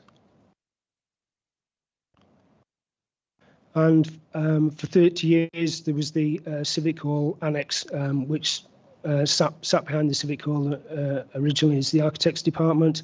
That building was demolished shortly after this photograph. So the Rose Bowl replaced the annex, and as I mentioned, that was between 2007 2009, Leeds Beckett Business School. So back to the current day and the site. The outline planning application has all matters reserved, so details of external appearance, layout, scale, design, landscape and detailed access will come forward at reserved matters stage. What the outline application does show, though, are certain parameters under which the new university building will come forward. And if you can see on this image, there's two brown rectangles interlocking and overlapping. The darker brown element would be 6 to 8 stories in height, and the front elevation of the building would align with the Vita building to the southwest and with Woodhouse Lane to the northeast. Smaller building aligned with the Rose Bowl would be 4 to 5 stories in height. You might be able to make out solid lines which showing the maximum extent of the footprint, or the dotted line showing the minimum extent of the footprint of the building. Got some sectional drawings which give an indication as to how the scale of the proposed building would relate to its surroundings. Totally wiped out on the image, the larger image, but what they're showing is that there's a transition in scale as you work from Millennium Square to Civic Hall, Rose Bowl, and then stepping up to the new building. Apologies, you can't see on that image, but hopefully on the smaller screens you might be able to see the Vita building in the background. You can see the point of height there on the diagram, giving an indication as to how the height of that building would relate to the height of the Vita building at its highest point. And then the lower element that I was talking about, which fixes that line and relationship with the Rose Bowl building. The dotted line shows its minimum height, and the solid line at that point shows the maximum height. So the height of the lower building would be comparable with the height of the Rose Bowl building, whereas there would then be a step up in scale as you move towards Woodhouse Lane. This diagram's looking as if you were having your back to the Rose Bowl building, with the university buildings on the west side Portland Way. So it's the taller building is just a little bit lower than the Portland building, and equally the relationship to the Vita building on Woodhouse Lane. This diagram, or these sectional drawings, also give an indication that there could be a basement underneath the building if built to maximum parameters. A section which shows you the relationship of buildings if your back was to Queen Square. So you're looking across Woodhouse Lane, the College of Technology just creeping in, redevelopment creeping in on the left-hand side of the image, the Vita building at this point, stepping down to the proposed university building, and then going up Woodhouse Lane, the University Union, Leslie Silver building, etc. So the building would fit well within the context of the scale of surrounding buildings. As I mentioned, the outline is fully reserved, albeit the application, as required by legislation, identifies key points of access into the site. And so there would be a vehicular access into the site from Portland Crescent in precisely the same position as the existing vehicular access into the car park. What you can see, though, is that there's very limited car parking provision, just one disabled parking space provided, as well as a small servicing delivery area. Clearly, we'd need to define how that works as we go forward through the reserved matters details. The other dotted lines give you an indication in terms of cycle route. The red dotted line is the fire access requirement, should there ever need to be such. And then the black triangles give an indication of where the main accesses into the building would be. And this diagram gives an indication in terms of improvements to existing footways around about the site. Obviously, it's well used at the moment in terms of pedestrian traffic, particularly up and down Woodhouse Lane. But with the introduction of the new building, they're being increasing in numbers. And so the footways are all going to be widened to 3 metres in width. So these images give an indication in relation to the proposed building if it was built into its maximum parameters. I've not brought the smaller parameters just so that you can see what would be the maximum impact of the development. On the left-hand side are all the existing images, and then on the right-hand side of the subsequent diagrams are the proposed maximum parameter drawings. So this is an image if you're back to the northeast corner of the town hall, in Great George Street, looking across Millennium Square, obviously Civic Hall, and the Rose Bowl. And so the proposed building there would sit above the Rose Bowl building, but not interfere with the towers of the Civic Hall. Moving up Portland Crescent, quite close to the pedestrian access into the building. Again, we see the proposed building sitting in this location here.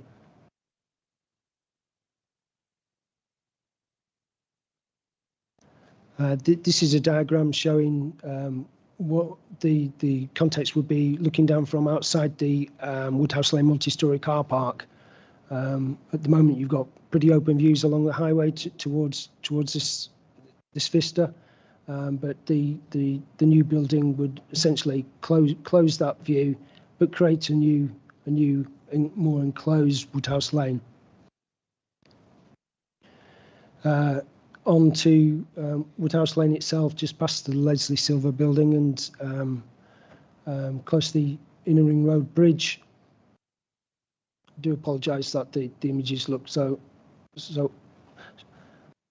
The building's not standing out, but part of the rationale for that is that the design intent is that the materiality of the proposed building will very closely align with the surrounding buildings. So it's very likely that the primary building material would be something like Portland stone, limestone, a light coloured masonry material. So this view's from the looking across the Claypit Lane, Woodhouse Lane junction from close to Merrion House, the building stepping down from the Vita Student Building. From Queen Square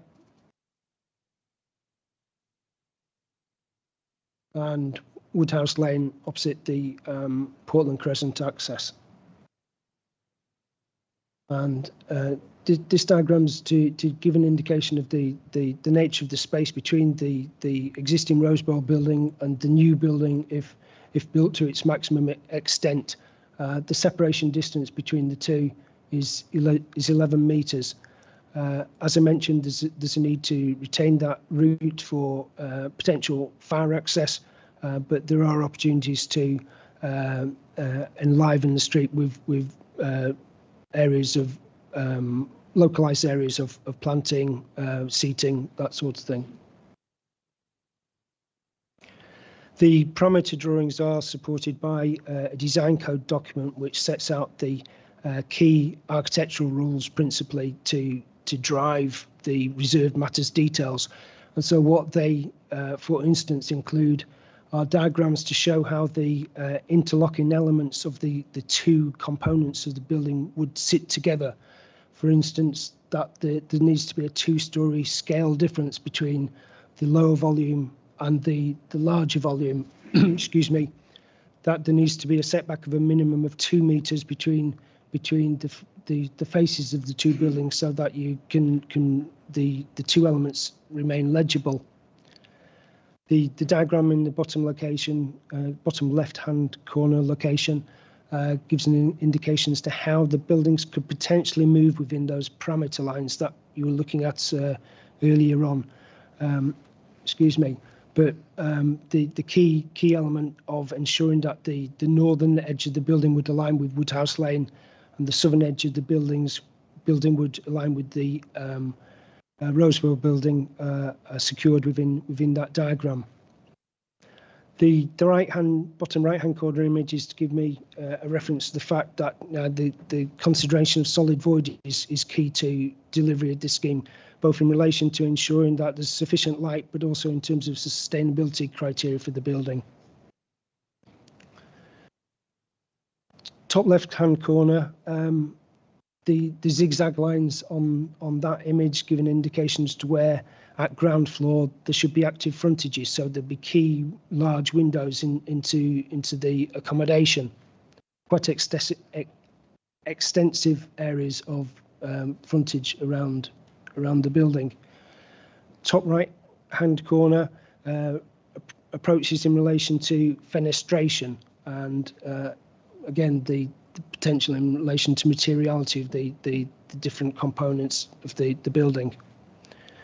And the diagrams on the bottom left-hand side give an indication as to how the spaces around and about the site could come forward, both at ground level, where there's potential for quite a large pedestrian space, and equally on the right-hand edge of the site, and at roof level on the lower volume of the new building, which is intended as a roof garden with access for student to study. So just a couple of illustrations as to how those parameters could come forward in illustrative approach with accommodation at ground level with a route through the building, potentially a cafe space for the university itself, and these external spaces serving both in relation to public realm areas and also key routes into the building. And just finally a diagram giving indications to how, if built to that parameter, those spaces could look externally. I didn't mention that there are existing trees around the periphery of the site. All of those are going to be retained and supplemented with additional trees and soft landscaping, as well as hopefully, subject to the parameters, some good areas of public realm. Okay. Thanks very much, Chair. Thank you, and thank you for the history of the site. Really interesting. Thank you. There are no speakers on this item, but the applicant is here should members have any questions for them. So what I am going to do is move to questions for officers. So do panel members have any questions for officers? Councillor Blackburn, first of all. This morning you showed us compared to what it was compared to the old outline application from 2006. I'm got to say, as I chaired that through this panel and the Rose Bowl through that, I'll be glad to see the job finished.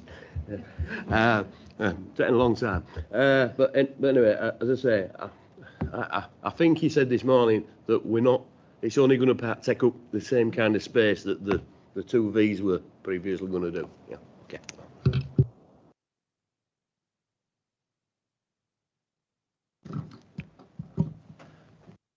That's right, Councillor.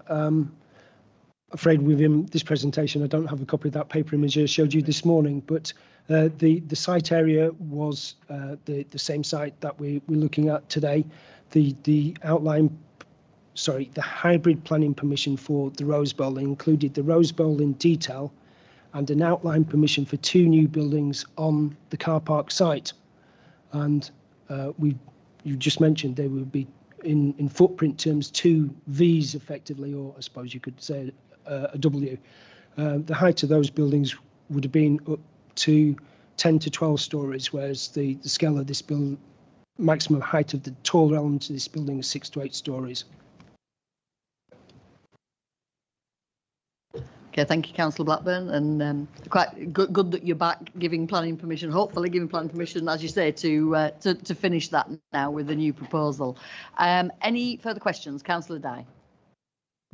Thank you. My first one is considering the extra volume of traffic that it's likely to generate, particularly with a view to taxi drop-offs on Portland Way, which can cause significant amounts of congestion, particularly early in the morning when students are arriving. Despite the fact that there is a drop-off bay, it's extremely common to see taxis queuing up on the double yellow lines at the other side of Portland Way, where this development will take place, to drop students off. So is there any provision for drop-offs on Portland Crescent to try and avoid that problem? And then my second question was, you showed in your later slides quite a lot of planting, which was actually quite reassuring, because in a lot of the earlier slides, it was really devoid of green space, and with a kind of a view to thinking about potential overheating with a building there. And I know that access between the Rose Bowl and the proposed building needs to be kept free for fire, but it will be good to see as much green around that bit as well as the proposed public realm, because I can just see that being a real space of built things and not green space. Okay, in terms of the sort of drop-off provision, etc., well, we've agreed that if there's a need, because it's all outline, we have assessed it, and and the principles are acceptable, and there will be no vehicle access from Portland Way. I always get these streets muddled up. But what we have done is agreed that should there be a loss of the pay and display bays on Portland Crescent, we will get contributions for the loss of income from those bays, because there is limited loading bays, etc., which are often well used by the O2, etc. So I think we've got that covered. There are TROs on Portland Way that shouldn't allow any of the type of pick-up drop-off, because it's no loading at any time. So we can try and enforce that more.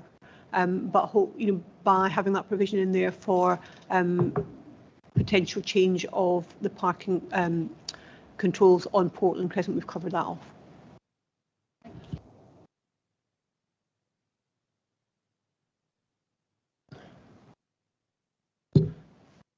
Thanks, Council. I'll just try and go forward to the view down between the two buildings, albeit it is an indication at a point in time, and the detailed landscape scheme will come forward as part of the Reserve Matters application. But we're equally mindful of ensuring that it's a good quality environment, which obviously is important for everybody.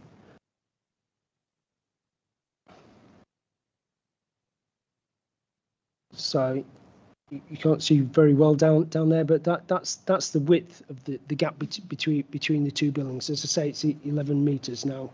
I don't know about fire tender vehicle, would that be about 4 metres in width? So you've got capacity to get some hard and soft landscaping into that area, and we've had some indication in terms of some diagrams we've seen to date, albeit they don't form part of the formal application that we're approving, but it gives an indication that there's capacity for seating areas, some small localised areas of soft landscaping, which might include a couple of smaller trees, and also short stay bike areas as well, to break up the character of that corridor, so it doesn't just appear as a canyon between the two buildings, albeit it will be well used by students, no doubt, in terms of moving all day long. Does that help? Okay, thank you. Any further questions? Councillor Anderson and Councillor Manaka. Yeah. Just to clarify, the displaced parking, where do you see it going, and how do you see us being able to cope when it comes to the celebrations for awards, etc., where they usually have had facilities out where they're going to build, and also the impact it's had here? It's just what's happening to the displaced car parking and how we're going to deal with their awards times of year. So I mean, this space has always had, that has an excellent planning permission to be built on anyway. But in terms of the awards and things like that, there's often the space on Cinder Moor next to Woodhouse Moor is often used. Often universities are running buses from there, or walking, from there is one option. But also, there's other multi-storey car parks in the vicinity, in the locality as well. Yes, and there's also, we're not touching the underground car parking that is beneath the Rose Bowl anyway. So I think there are options. There are also options for signposts to be able to the park and ride sites that are outside of the city. So there are options that are used, by the Leeds Beckett for managing that, the additional demand on sort of things like graduation day, etc. So, just follow up on that. Has any study been taken as to where people are going when they are parking underneath? Are they coming here? Are they going into that building, or are they going to all four corners of Leeds? Has any analysis been done of that? So at the moment, you mean for awards or for? No, just generally people using both the Trop car park and the Undercroft car park. Where are their destinations roughly? So I don't think we have that kind of information. I'm not sure what information the university may hold, but I would still imagine that some of that is predominantly university-driven use. And I wasn't very clear. I wasn't talking about car parking for the award ceremonies. I was talking about the fact that our car park out there, they use that as a meeting place for pedestrians, and nobody is allowed any vehicular access anywhere in the locality. So if they've lost that space out the front, how are they going to keep the quality of the experience with less space in which to operate that quality? Because that's one of the reasons we've given up our space, is so that we can maintain the quality.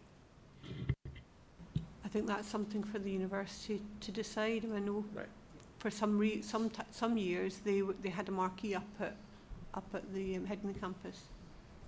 Okay, could I ask the applicant to come forward, and if you can answer that question, please, about when the graduation events are held, with the loss of that space, how will that be replaced? Where will the events be held?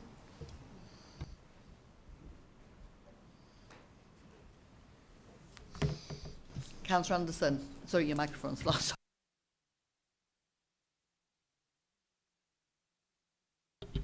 Good afternoon. My name is Andy Allison. I'm Director of Estates for Leeds Beckett. The answer to that question would be, as has been suggested, that the most likely scenario is we'd move up to Headingley, where the pre-COVID graduation ceremonies tended to happen. We moved them down to the city so that we could use the arena, which was much easier to manage. Okay, thank you. Councillor Anderson, do you have any... You're okay with that? Okay. Sorry. If you just want to stay there a second, we'll just see if anyone has any other questions. Councillor Manaka, you had a question for officers. Yeah. Thank you. I'm looking at this pictures here, the ECG, to say, I'm thinking the wind, would the two buildings not pull in a pocket of wind into, you know, in between these two builds?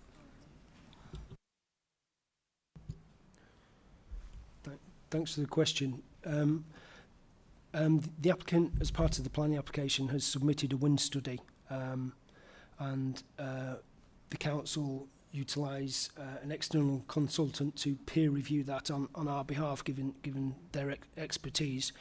Now, we're some way through the process, but we haven't completed the process in relation to agreeing a position on that. It's clear that most of the development will have beneficial impacts in relation to existing wind conditions around about the site. There is actually still a question in terms of what wind conditions will prevail towards the top end of Portland Way at the moment, and we haven't yet bottomed out that issue. But the gap between the two buildings you asked about specifically, my recollection of the wind report was that it didn't show any safety or comfort issues in that space. So I think that's one of the areas, as most of the areas around about the site, where the conditions actually will improve. Sorry, Councillor Jones. To add a little bit more history, being a bit ancient, I am aware that from the Merrion Centre towards the current Beckett, there used to be an underpass. So I have grave concerns about the foundations. What will be the position regarding the foundations? And I don't know how that was filled in. So what I'm concerned about is that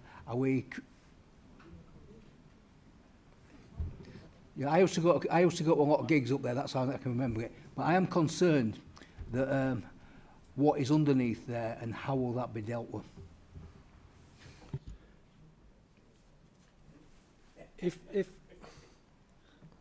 If council, are you specifically talking about the underpass that was in this area, which crossed between? Well, I was just giving a general indication as to that. So it was underneath the crossing, wasn't it? And certainly my experience on after rainfall, you'd be walking through 6 inches deep in water. So we closed that as a route around about the Millennium, and then utilised the space for Millennium Square events, bits and pieces, paraphernalia. Subsequent to that, we started talking to Leeds College of Technology about how you would redevelop the site on which they were built. And as part of that, the Bridges and Structures team in Highways went to a huge amount of detail. I remember seeing a lot of the correspondence in terms of how they were ensuring that the highway would not be destabilised by the infilling, but it would actually be improved by filling that space. I can't tell you the exact nature of the material that was put into there, but the Bridges team went to a huge amount of trouble to ensure that it was actually improved rather than adversely affected. I'm not an engineer, but I don't see that development on this site is likely to create an issue for an area of land that's already been engineered to ensure its stability. The actual underpass came out just before the car park. That's my concern. It went up further than what you're indicating there. It went up a little bit higher than that, to be honest. Fair bit higher than that. It was a four-way split from what I can remember. It didn't go across Portland Crescent. It did. It was ramped at that point as it did. It came out and then zigzagged effectively. It came out where it started to climb. I'll tell you where it came out. Because you came out to quite a severe climb. And I wasn't drunk at the time, I can remember.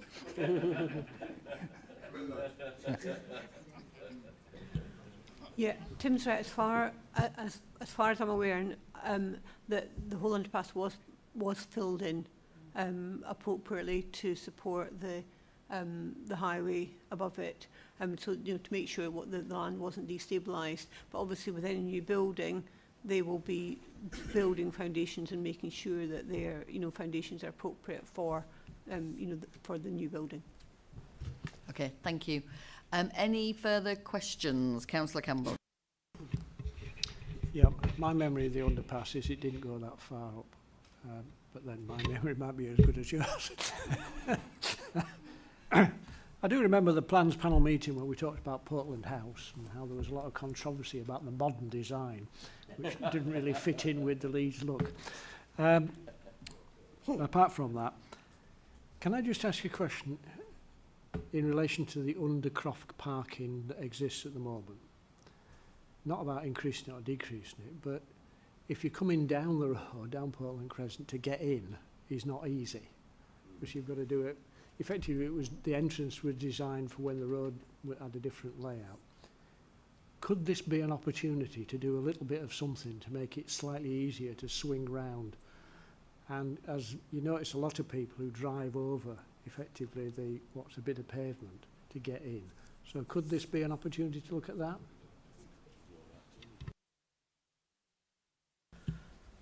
I agree that entrance is awkward, and so potentially, as the owners, it's something that they could potentially look at. I'm not sure how much they'd be able to do, and it is obviously out with the scope of this application. But it's something that we would be willing to work with the university to look at whether that can be improved. The applicants are here. Do you have any comments? I appreciate it's quite a difficult thing to answer, but I don't know if you have any thoughts on that. Yeah, Oliver Corbett, planning consultant at DPP. It would be outside the scope of this application because it sits outside our red line boundary, but I'm sure we can have a discussion with the university about that. Thank you. Something that can be considered as part of that. Okay, thank you. Any further questions to officers? No? Okay, moving on to comments then. Does anyone have any comments on the application? Councillor Dye. First comment is it's really good to see all the sustainability comments that are made on pages 141 and 142. And I'm definitely supportive of those. And then finally, seeing as it's going to house the School of the Built Environment, it would be great if it could look absolutely fantastic when it gets to that stage. Thank you. Thank you, Councillor Dye. Absolutely. I think there should be some kind of, students involved maybe in that. Okay, any other comments on the application? Councillor Blackburn agrees with Councillor Dye. Excellent. So do I. Yeah, great suggestion. Any further comments? No. Okay. I'm just going to ask Daljit anything you want to sum up on this before we move to recommendation? Well, I've got nothing further to add. I think members, there were some questions that were raised. Hopefully we've addressed those. But clearly Councillor Dye is supportive and all members want a very attractive building. So thank you, Chair. Okay, thank you. Sorry, I just want to show is there anything else you wanted to come in with? Yes, Councillor Blackburn. Have we any idea when a proper planning application, a detailed application might be coming? They might be able to tell us. Okay, would you like to answer that question? That's a really difficult one to answer at the moment. I think everybody will be aware of the difficult financial situation and challenges that the university sector is facing. That's our driver at the moment. We are currently reforecasting our capital programme based on our January intake of students.